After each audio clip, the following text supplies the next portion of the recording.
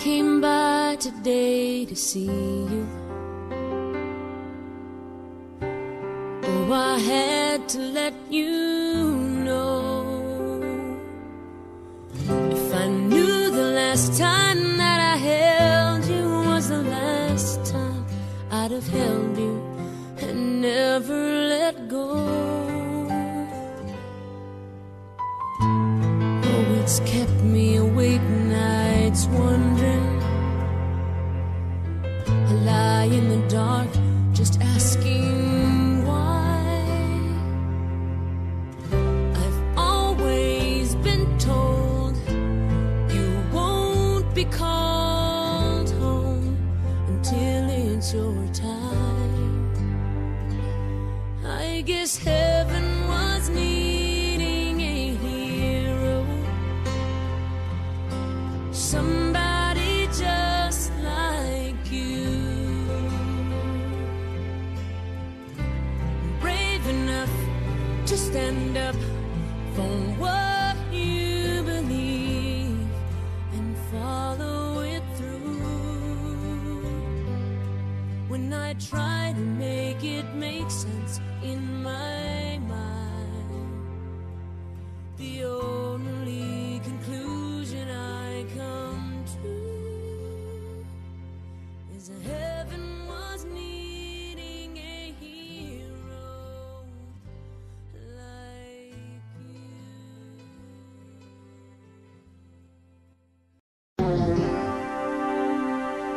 When Charles Day lost control of the flatbed truck he was driving, its cargo of beehives spilled on the roadside, setting loose millions of agitated bees. Charles was trapped inside the wreckage.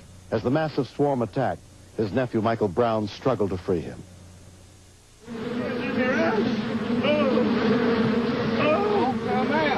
It was stinging me behind my ears, it was down in my shoes, all under my shirt, in my hair.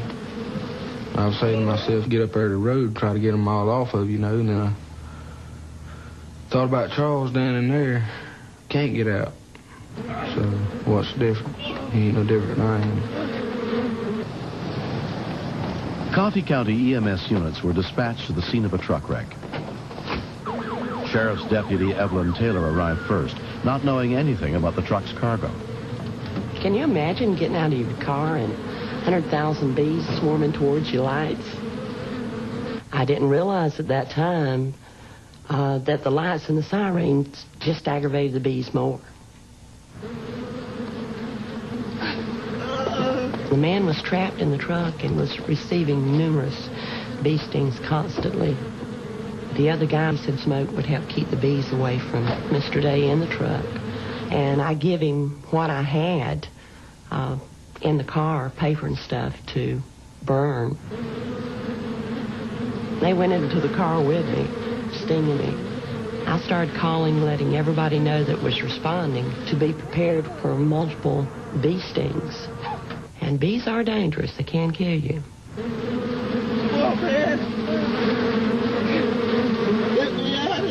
Started smoking it, and it wasn't helping none. There was too many, and they was all mad.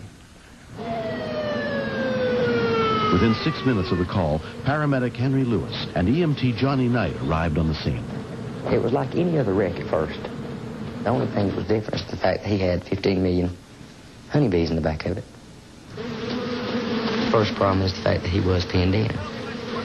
To me, when he was down there for 5 minutes, he was down there too long. It looked like there was possible femur fracture, so you can have blood loss, plus bee stings. He was in a lot of trouble. He had to be removed from the truck. We were trying to get as much help out there as we could, but yet a lot of people are allergic to bees. If the EMSs or firemen or anyone that was in that group that was allergic to bee stings, they knew not to get out of the vehicle. Douglas City firefighter Waylon Moore and his partner arrived to begin the extrication. They tried to protect themselves by wearing full turnout gear, but it didn't work. First thing they hit was my bald head, right up under that helmet. It started stinging me up under my coat, right around my eyes, my arms, got up my britches. There were so many bees on the back of that ambulance. They were just falling off in clumps. Your ambulance is your best friend because there's everything you work with besides your knowledge. And you couldn't get near it. I've had people pull guns on me, and you can usually talk to them or else you can respond back with firepower. But these bees didn't respond to anything. How many bee stings does it take before you die? Nobody knows. I know Mr. Day was stung thousands of times. It run through our minds several times to get the surgeon out there and just amputate his leg, to get him out. It's better to lose a leg than to lose his life. By the time a second medic unit approached the scene, they knew to turn off their lights and siren. One paramedic who was allergic to bee stings stayed inside the ambulance, while his partner, Lamar Douglas, went to help. Lamar was all gung-ho, ready to go down there. It didn't matter if it was bees or not. And I asked him just for his safety. I said, "Are you allergic to bees, Lamar?" He says, "I don't think so."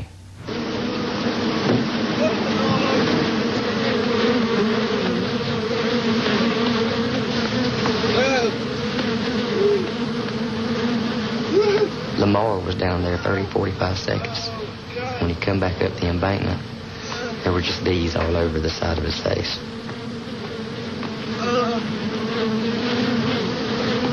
He was flush red, couldn't talk. His eyes were kind of rolled up in his head. He was in severe anaphylactic shock, the most severe one I've ever seen. It scared me because I've worked with Lamar. I was scared that the airway would close, and that's the worst complication. Once it closes, it's hard to open it back up. He wasn't even on the scene for 5 minutes, and he was already the worst patient.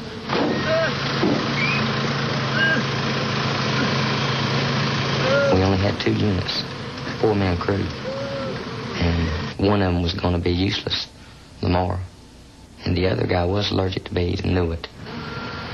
People were pulling up to the accident site, and if you have people start going into reactions out there, you're going to have a disaster. Mr. Day's father arrived. He went down to the bee truck and helped with them. I was thinking they wouldn't be able to get him out before he was dead. All right, get him, boy. By the time rescuers were able to free Charles, he had been pinned in the truck for almost an hour. Around the same time, a water truck they sent for finally arrived. That helped a lot with the bees when they started spraying them. Calmed a lot of them down. They started going back towards the hives. We really worked hard to keep Lamar from dying, and his heart rate's already in the 200s. Normal breather, flush. Patient also is finally immobilized. He had an IV established. Both these patients had lactating ranges established. Dextron's on board. 10-3, baseline, both patients. I looked at Henry, and he just turned real pale. Chicken soup. I was scared because we'd used all our medications for allergic reactions on Lamar. All I could think about was we'd given them all the drugs and I'm fixing to die. Wheelchair. Next thing I remember, we were at the hospital. I'm not sure if it was the bee venom or just fatigue, or probably both. Everybody got a series of shots, and they assessed us real quick, and had to go back to work. Lamar. Paramedic Lamar Douglas and the driver of the truck, Charles Day, were admitted to Coffee Regional Hospital under the care of Dr. Romulo Navarro. I was surprised that Lamar was still alive. Bee sting is sometimes even worse than a rattlesnake. You can die in 15 to 30 minutes if you develop an anaphylactic shock. He's breathing. He's breathing. Okay, let's go. Because Charles Day was a beekeeper for many years, he had a high tolerance to bee stings. He was treated for injuries suffered in the accident and released 4 days later. Lamar, can you hear me? Lamar Douglas was hospitalized for 8 days. Hold your breath, Lamar. I woke up in the ICU about a day and a half later. The doctors have told me they didn't give me much chance of coming out of it. That I was just a very lucky, paramedic. Then it was sort of like cleanup time. We had to keep the road sealed off for several days due to the fact of the bees. Anyone riding through there, if they had their windows down, the bees would automatically attack.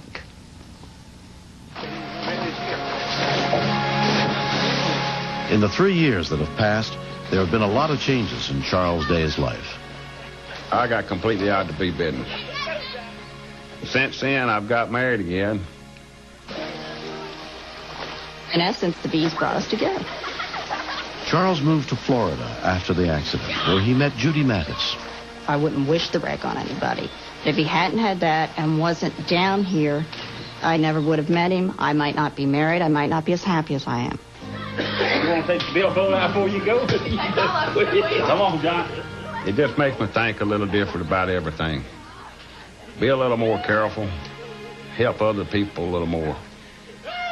Everybody that was out there went through a lot that night trying to help get me out.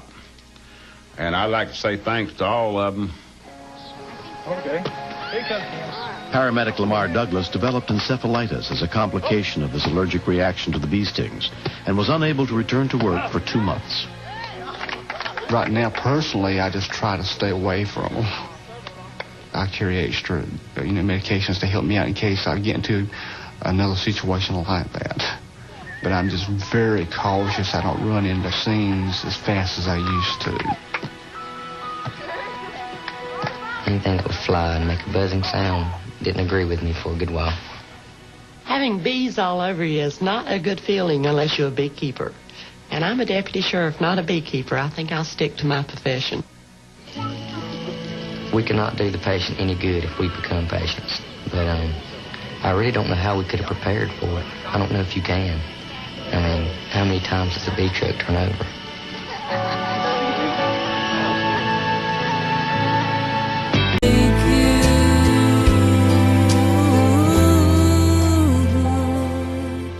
It's heaven